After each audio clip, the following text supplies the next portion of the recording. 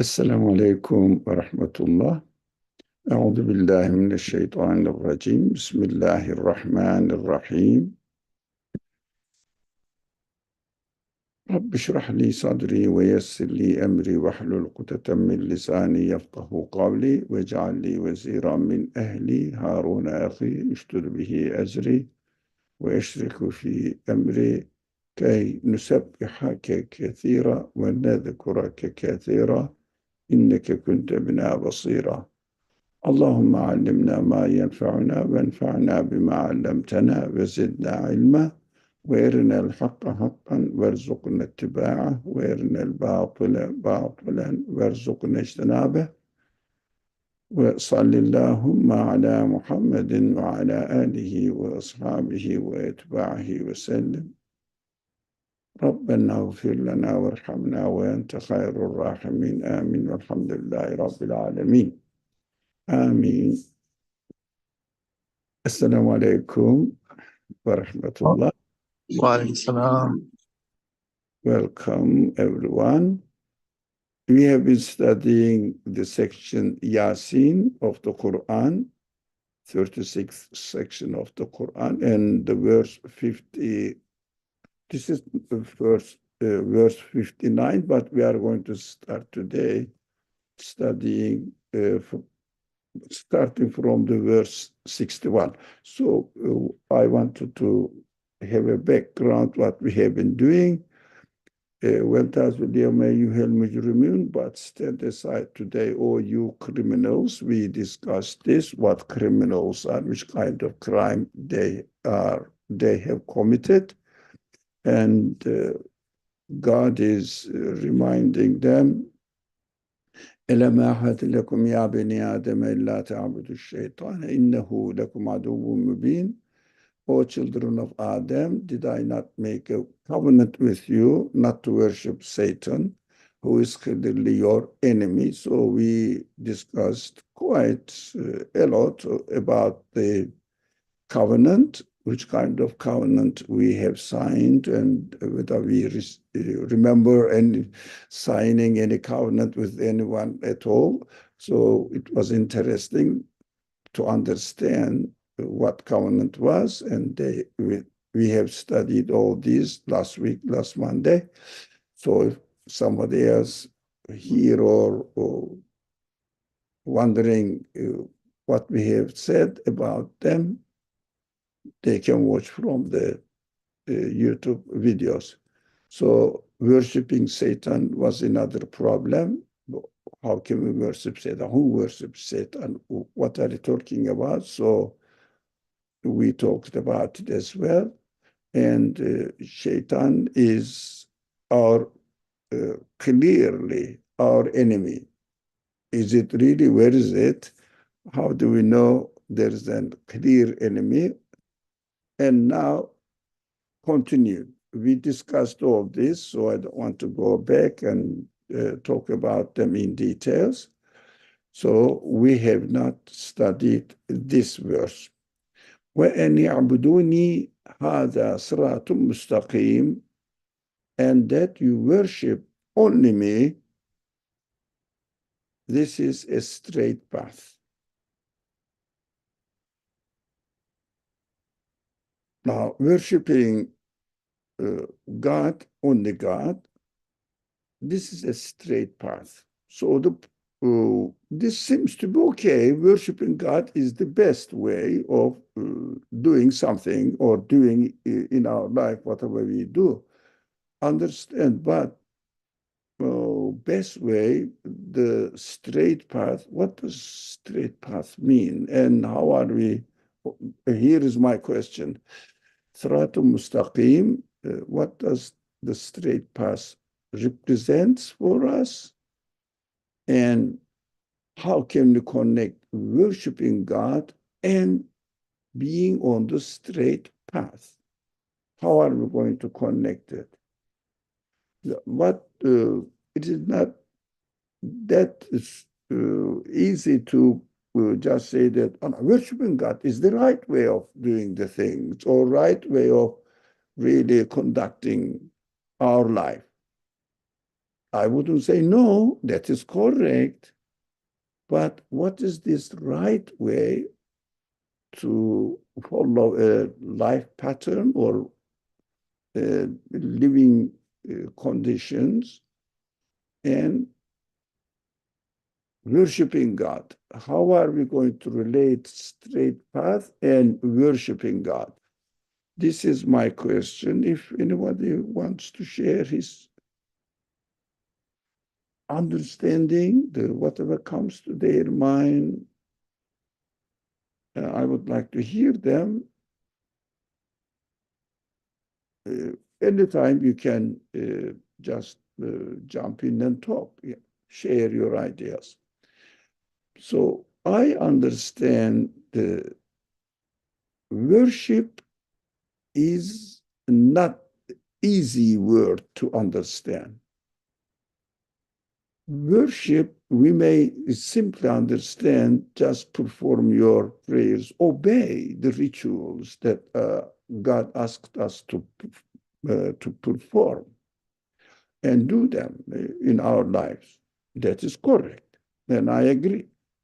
I agree. We have to do all these prescribed rituals, practice them in our life. But worship means much larger than this. You can pray 5 times a day. Each of them takes a certain time. You fast only once, 1 month a year, and give zakat only a certain proportion of your property, your whatever you understand property. It is not our subject. It's a very, very large subject. So what do we mean by property? Which kind of properties do we have? But this is not our subject. This is done only a partial. It takes only a part of our life, in a small part of our life, and other rules also included in worship. But these are the practical side of worship. The base, the foundation of worship, what worship represents. This Can I, is, yeah, I have a thought go ahead. that worship doesn't mean just the rituals, as you said, but it's remembering God in at all times. It's like acute awareness that God is everywhere. That's how I think of worship. Excellent. Now, God is everywhere. Of course, how can we say God is everywhere? Not physically. That's obvious. That's obvious. But if someone listens to the recordings and videos and say that they are saying God is everywhere, they may think that in physical terms, God somewhere here and everywhere. Where is it? So, but you don't mean this. That's obvious. But for someone who is very alien to Islamic literature and the Quranic teaching, they may be surprised to hear this and take it literally. That's mhm. So I know it sounds kind of trite to say God is everywhere. So another way to say it is the qualities of God are in everything if we are observant enough. Um, that's what I mean. He is present in by manifesting his qualities in the Right, existence of everything. right. Oh, Yeah, exactly. excellent. So it makes my job easy to do now, because I was going to say Sirat Mustaqim is the straight path. What do we mean by straight path? Not curved, not swerving here and there. No, just not straying away. But yes, straight line. Okay. Straight, if you like, highway. Okay. But what does it mean, straight? Directly, it helped. Thank you, Anne, for your comment. It helped me to really express myself. So my consciousness will connect itself straight to God. Where? Everywhere. When? At any time. But it needs awareness. How? Whatever I do, I will know that this is the creation of the one who is the creator of the universe, owner of the universe, owner of everything, who has given existence to everything within the universe in the best way that we can imagine. So, in the existence of everything, I can see the manifestations of the qualities of its creator and see that he is present there with his reflections of his qualities. Because everything is a piece of art, and in the art, what I can see only the quality of the artistry of the artist manifested in there. So in every being, directly connected to God. But why mustaqim? The surat I understood. A way connecting myself to God. Why mustaqim? Why not swerving? How do we really make the road or the highway somehow crooked? Let me give you my simplest example. I always use this. It's a beautiful example that represents everything. Everyone can understand. For example, if I say I picked up an orange from the tree, I say, thank God, or think, reflect. God created the tree. God created the season. God created water. God created something, something, something, all the necessary elements that we see are employed in the existence of the tree or in the existence of the orange. I say God created them. God created the tree, which is more likely that the people may fall into this trap. God created the tree, and now God created it and gave him, endowed the tree with the quality to produce orange. Most of the people fall into this trap. So, tree is producing the orange. Of course, God created the tree. God gave the potentials to produce the orange to the tree. What I did, I am on the right way, but no. I am on the right way, correct, because at the end of the way, my road, I am reaching God, no problem. But while I'm going there, it is not really straight. It crooked through the tree, through water, through earth, through air, through light, for all of them.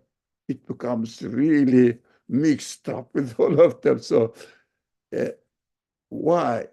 Why is it not straight? Because it went to tree and then the orange. And thanking God occurred because he created tree. How about the orange? Orange is the production of tree. Now, this is the simplest example I can imagine. So the example must be simple to understand this subject or this kind of belief matters. This is the Quranic method, by the way, giving the simplest example.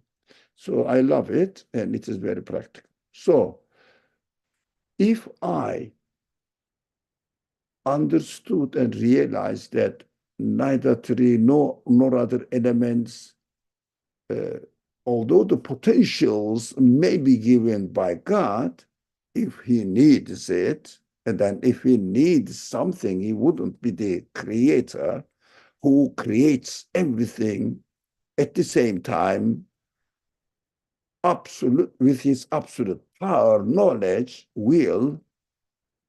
He wouldn't need something to employ there, like the mayor of New York employs some people to execute its order to make something, make a bridge here, or I don't know, highway here.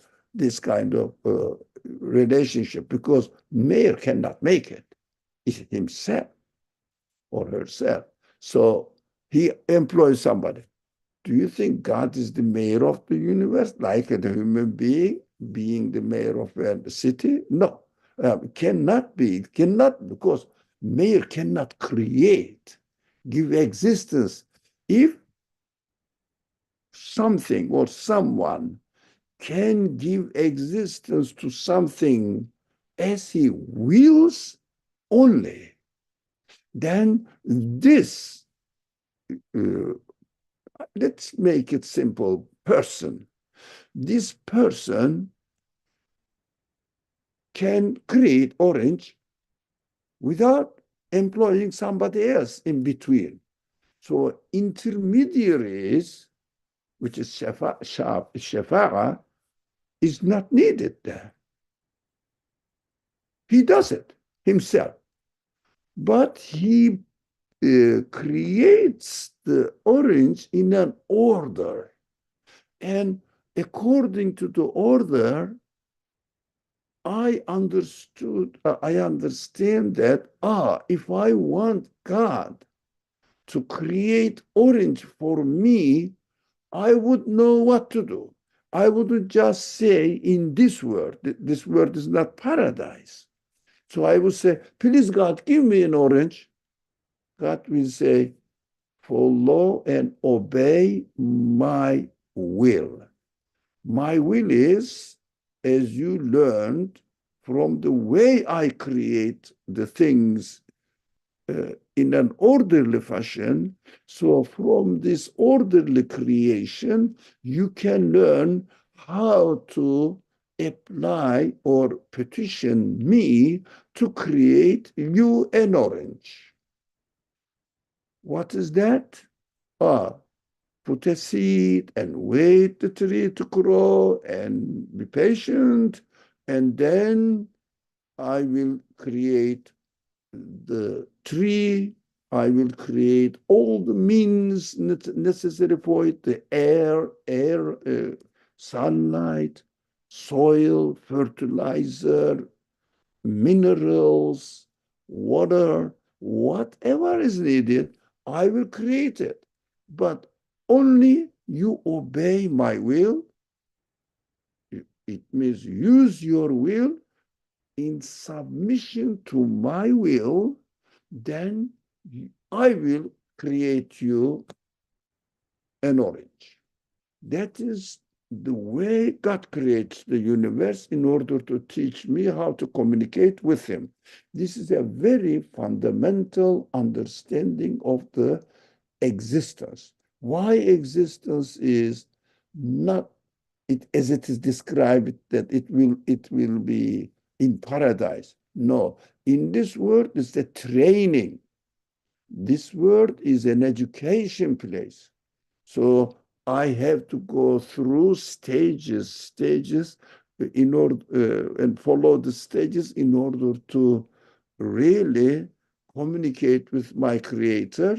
But as far as I am concerned, I need the water, soil, mineral, whatever, air molecules to be created. I need the tree to be created. I need the earth to revolve around the sun in such a way that the seasons will happen, and I have to wait for the season so that the tree, the orange tree, will be created with its orange on its branches. This training and obeying, of course, by obeying the order, training and knowing that I cannot create, water itself cannot create, tree, wood cannot create. Why? Because they have no quality to choose anything, to decide about anything. They have no quality to execute whatever they choose. They have no power, no knowledge. It is obvious. But this is a training place, this word. Getting to know how to follow God's will and be obedient to his will. Not that I will ask God as if, give me an orange and orange will come. Do you think God is my slave? So that I say, hey, give me orange. And he will give me because he has to obey me. No, I have to obey him. This is the essence of worship within the conditions of this world. That is very essential. And really, we all need, first of all, I myself need to understand this concept of worship, which is called ibadah. In the Quran says, "U'buduni," which is excellent to understand this worship, concept of worship in this way. So, Sirat al-Mustaqim means if you really are aware of what the essence of worship is, as Anne said, every moment in the existence of every being, with no time and no space that you can be, and without being given the opportunity to fulfill your worship of God. No gap at all. At every moment, it is at everywhere, wherever you go, everything is, can be, with your awareness, with your consciousness, a means of fulfilling your worship of God. What is needed? One essential is needed: consciousness, awareness. Now, I would just be very careful to protect myself from falling into negligence or denial, God forbid. That is called in the Quran taqwa. That is mostly the taqwa, the word taqwa is used in this sense. Those people who are very cautious of not severe, make a crook in their straight path, direct connection to God, and not allow anyone, anything in between himself, herself, and their creator, God. That is the relationship between worshiping God and being on the right, straight path. Beautiful. Seems to be simple, but not that simple. Not that simple. But inshallah, we will learn all this, including myself, and we will ask God to give us the opportunity, bless us with or grant us with the ability to fulfill it, inshallah.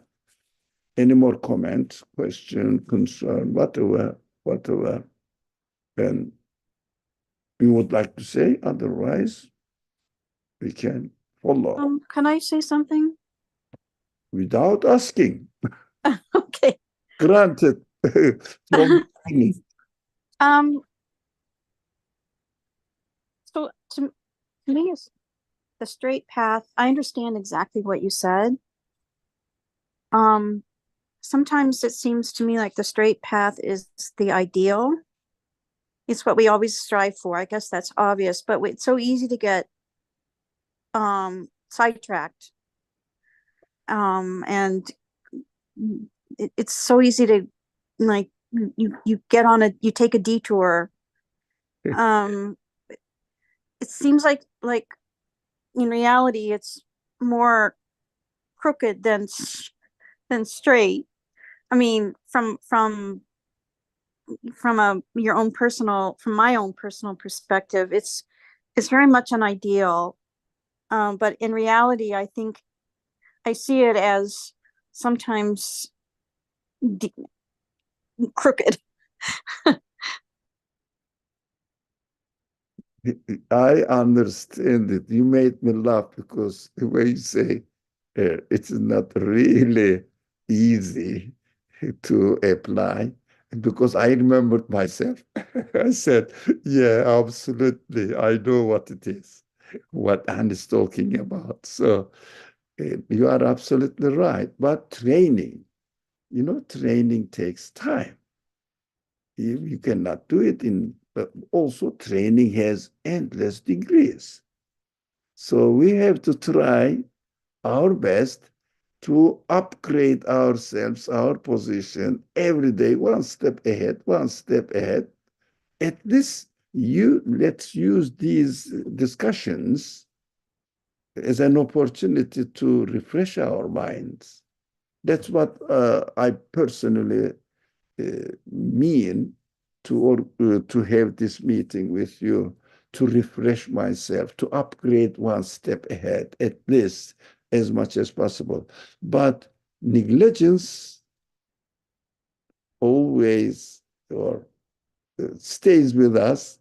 We have to struggle. I mean, that is jihad.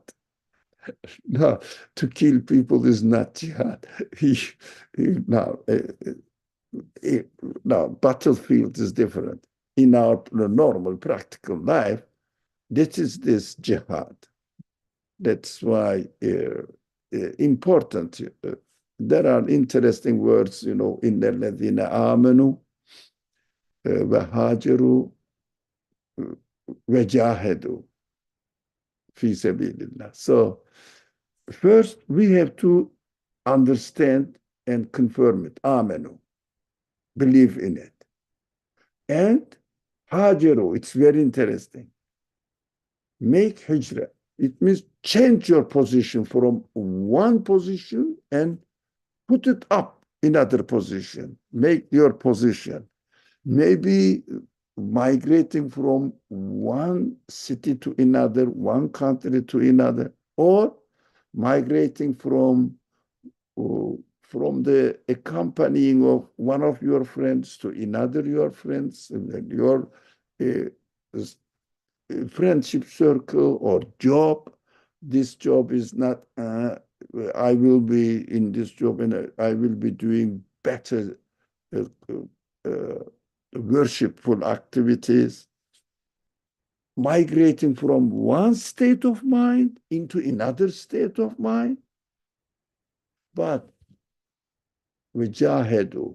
Now, after migration, okay, I changed my position now. I decided not to really fall into the ignorance, negligence. So I have to to try to be more and more conscious of my real life. And that is the change of mind, migration. It's excellent. How about what is needed now? Quran says, وَجَاهَدُوا. Struggle, strive as much as possible to be consistent in your decision now. But That is why Quran says jahedu. It is not once. It doesn't take at once in our life. Jahedu, it means needs to strive more and more and more. Of course, the ideal case is in the horizon, if you reach it. But we have to go towards this horizon. Again, to symbolize in an analogical way, to reach Kaaba, I say Tawheed. The Kaaba represents the really ultimate aim, pinnacle of Tawheed. So make your right Tawheed one point, that there is God and the rest is his creation. That's it. One God, finish. That is what I have to reach him in any place at any time. So what is important? To be on the road to Kaaba. Can we reach it perfectly? No. But we will, at least we will try our best to be on the road, rather than saying, oh, until I try my best, until I die, I won't be able to reach Kaaba. So don't take any effort to be on the road.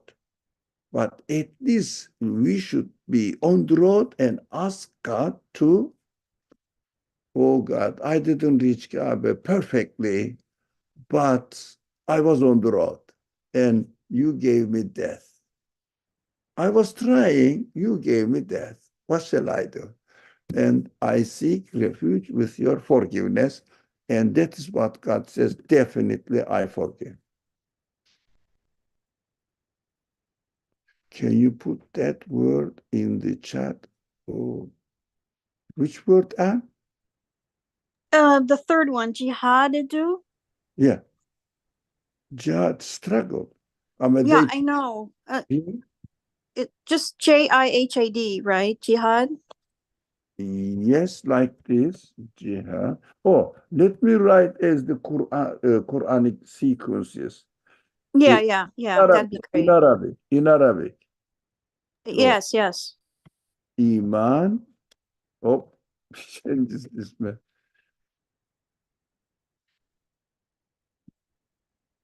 Get this. I write iman, it changes it to man. Look at, I even hit the cross, it doesn't accept cross. Look at it, Allah. Yeah, sometimes you have to keep trying because it keeps auto correcting. Okay. No, still doesn't let.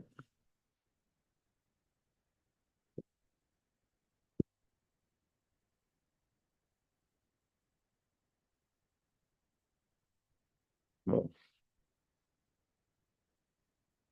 Doesn't let me write iman.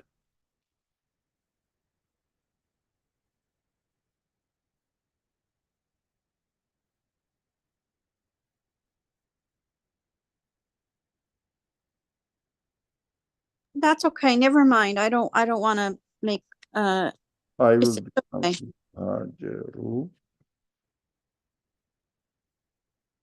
Well,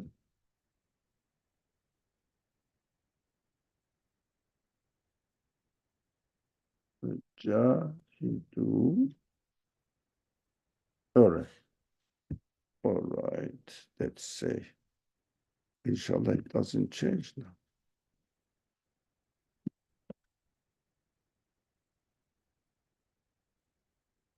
All right. Inshallah, it's done now. Okay. Well, Sorry.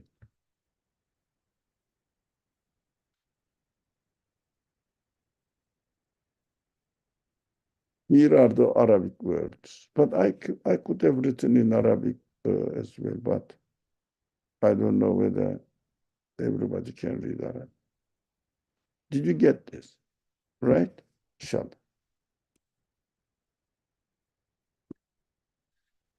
Okay. Did you get it? Yes, I got it. Thank you.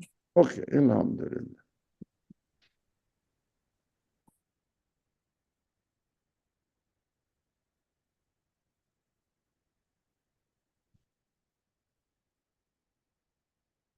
Okay, Bismillah. وَلَقَدْ أَضَلَّ مِنْكُمْ جِبِلًّا كَثِيرًا أَفَلَمْ تَكُونُوا تَعْقِلُونَ. For indeed, Satan has already misled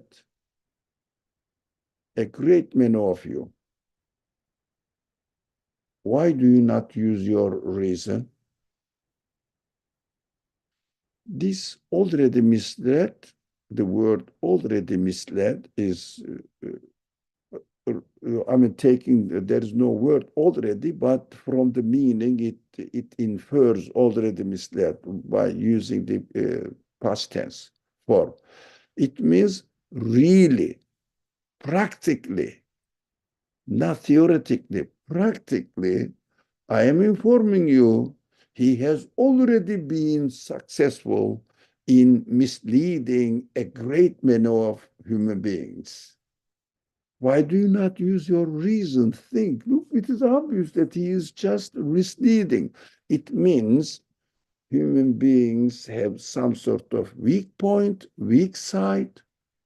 And if you are not cautious of this weakness in you, like arrogance, egotistic attitudes, concerns, negligence, be careful. These kind of feelings will take you out of the straight path. Of course, Satan represents all these things, all these non-reality, non-existence, not existent ideas or theories, whatever, doesn't represent any reality. So God warns us, you will have this option, because human free will needs two options. One is what is created and reality out there. The other one is doesn't have any reality, is not created out there, just is a human option in order to understand and make a choice, distinction between right and wrong, and accordingly choose. This is what Satan represents in the teachings of the Qur'an. So you have this option, and many people has fallen into this option, and I am informing you of this reality of human weakness. So use your reason in order not to fall into this pitfall of Satan. Now, the question, now, not a question, but in order to have a perspective, which part of the verse we should be paying attention to, that's what I write in the form of question.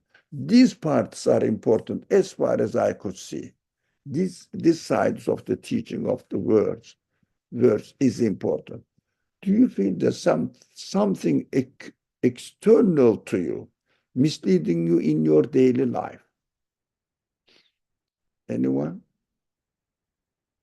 Oh, all the time. But it is external to you or internal to you? No, for example, the secular environment we're in, it's constantly impinging on us at all times. You have to always remind yourself that this is a secular point of view, but I feel so surrounded by it so much of the time. I don't necessarily know, I wouldn't necessarily say it's misleading, but I can see it's misleading other people. as well. Not only me, but others as well. Oh yeah, all the time. Yeah. How about our response to it?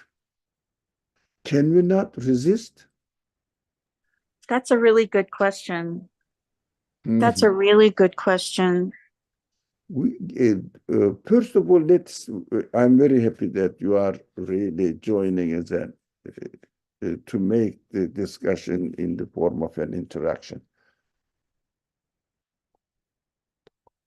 But Mahavir says, I feel like it's a constant tug of war. So you are not alone, Mahavir.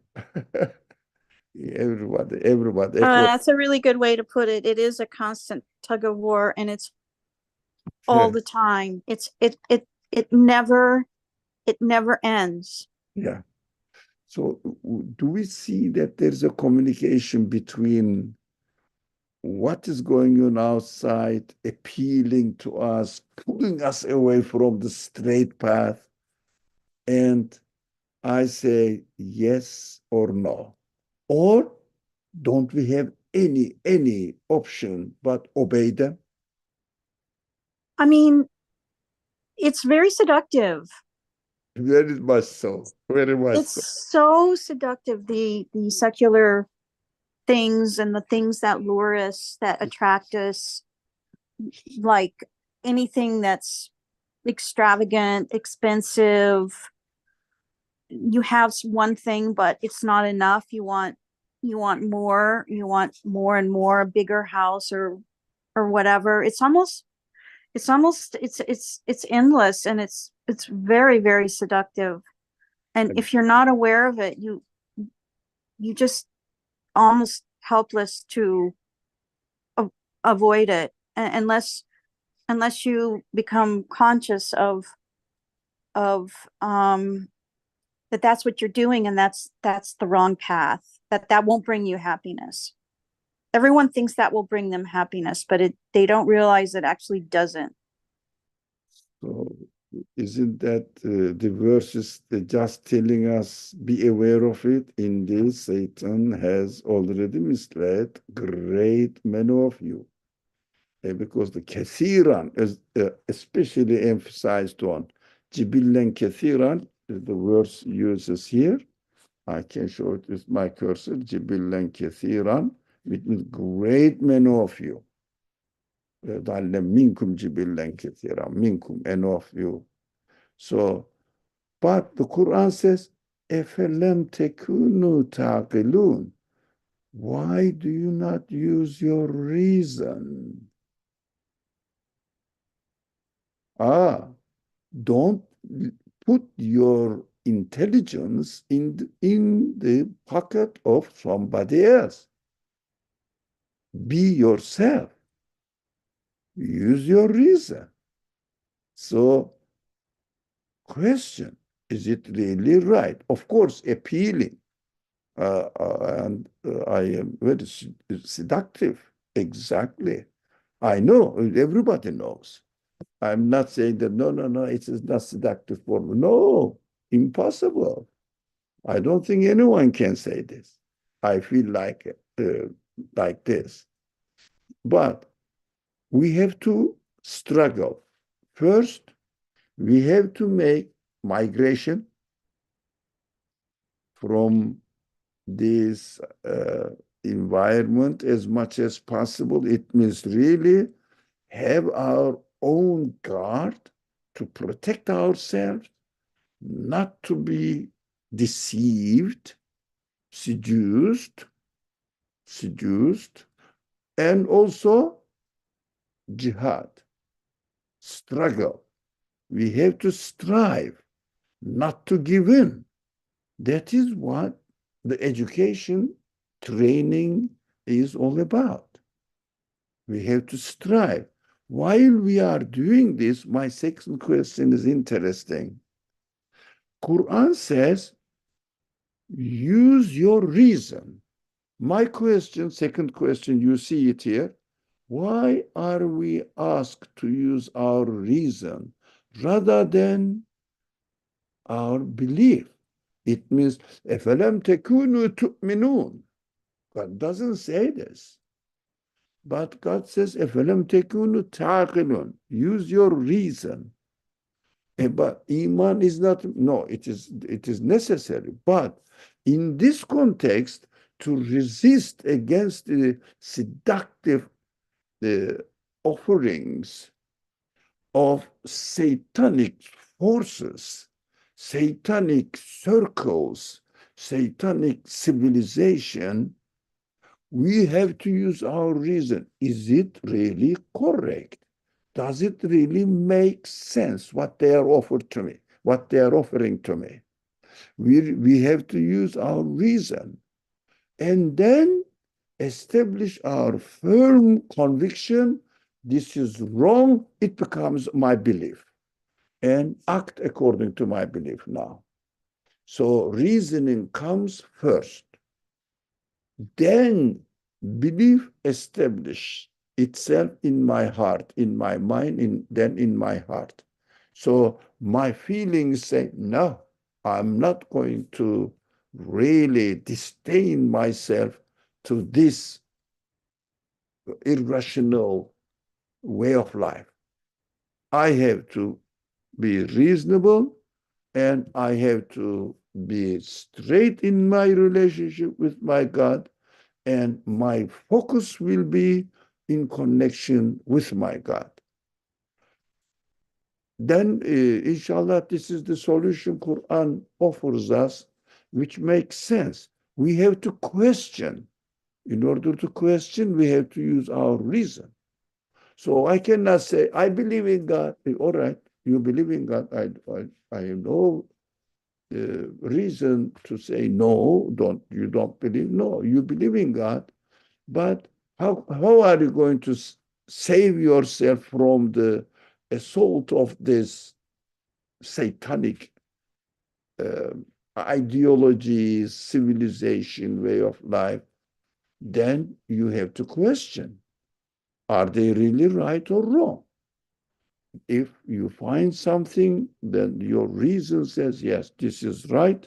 This is exactly according to what I need to do in order to fulfill my connection with my Creator. So I need this, and then apply it. In order to apply it, you need now a strong submission, conviction, which is called belief. So that is the process how the Quran is offering us to follow. If I say I believe and nothing can affect me, it is a false imagination. It is not realistic. We have to use our reason and question, because it is not only praying. Worship, we learned that worship is not only praying. Yes, you pray with your belief, correct. How are we going to protect yourself from the all these attacks of the satanic forces, or satanic civilization, let's say, in general? Lobbies. Lots of lobbies are going on, especially in the world and social media. Oh, very satanic. All right. Any more comments?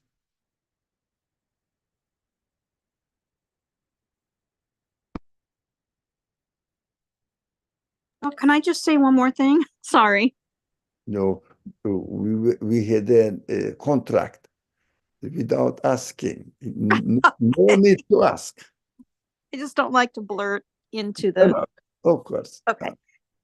Um, so you need to question and you need to use reason. I think for a lot of people, maybe that's just too hard. I mean, people want to be comfortable. They want to just, I don't know. They don't want to struggle. Jihad has the completely wrong concept in the way most people think of jihad. Is if you Google it, that's how people think of jihad. If you try and say no, it's not really that. It's not a holy war. It's a personal struggle. That meaning of jihad is not, in my observation, not well understood at all. So I guess I'm just saying that I think for some people it's too hard. Maybe they just don't want to start with the questions and then the reason. Yeah. I can argue, although it may seem to be hard to accept, going on joining an army, and whatever the commander asks you to do is easy.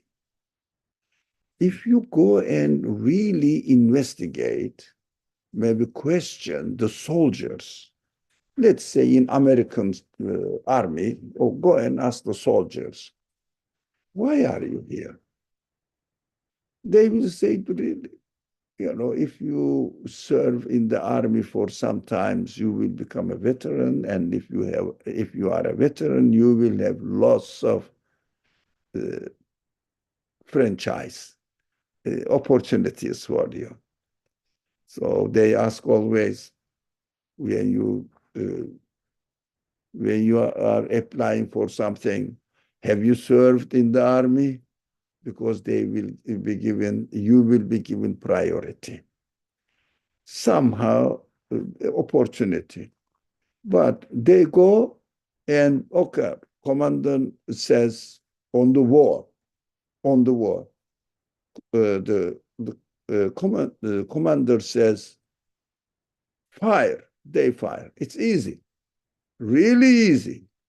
But thinking about what the reality is, what the truth way is, and being consistent there, jihad, being convinced, thinking about it, finding out the truth, and being really satisfied with it, convinced with it, and apply it, much more difficult than joining the army. That's what I would argue. Much more than most of the people in the, for example, everywhere, but we live here in America. So American army, they don't really bother why they are there. Just worldly benefits, material benefits, financial benefits. The salary, a job. I've got a job. I'm happy. And some opportunities after getting out of army. That's so easy. Thinking is very hard, especially trying to find the right way is not easy at all. That is why we have to, some people just avoid thinking, reflection, what is right and what's wrong. They just follow their traditional religion, understanding of religious matters, and just say that what the religion says, what the clergy, they say, do this. Okay, I will do it. The shuyukh, they call it sheikh. So sheikh, that it is good, I will do it. Like a soldier in the American army. Commander-in-chief orders and he does it. That's it. But practice of belief is not like this. Everything must be done with consciousness, with awareness. God consciousness is the essence of your worship. So you need to be using your reason, coming to a conclusion, making a decision. This is right and this is wrong. And you have to make a decision to migrate from wrong into right. And then try your best, struggle to fulfill the requirements of this road, right road, connecting to God. Try as much as possible not to ignore the presence of God in anything we are doing. I find it difficult. I would rather go and ask a sheikh to tell me what to do, and I will do it and forget about the rest. Then I say, I'm doing my ritualistic requirements. Alhamdulillah. That is good, but it needs consciousness at their ground, on their base. That is what the Quran is saying. Start with reasoning, questioning, analyzing what is right, what is wrong. Oh, I think we are going too slow. Anne says, yes, belief is really hard to work. Yeah, I agree. That's what my experience tells me. Otherwise, be a soldier. Well, and those people who never think, go and be an ordinary private soldier in the army. They never use their reason. Just go there and become a member of the army. Easy. So let's move. Let's see what's the. Oh. Now let's deal. Let me see the following verse. Oh, I think the following verse is the beginning of a new subsection. We have only 1 minute, so we can stop here and start the subsection next week, inshallah. Would you agree, or would you like to study? Thank you, Afshan. Starting a new section sounds like it's a good idea to wait until we can go into detail. Yeah, inshallah. But these two verses, alhamdulillah, I'm very pleased that we spent 1 hour on them, but it is worth it. Inshallah, we will work on it. Bismillah ar-Rahman ar-Rahim. Subhanaka la ilma lana illa ma 'allamtana innaka antal alimul hakim wa akhiru da'wahum and alhamdulillahi rabbil alamin.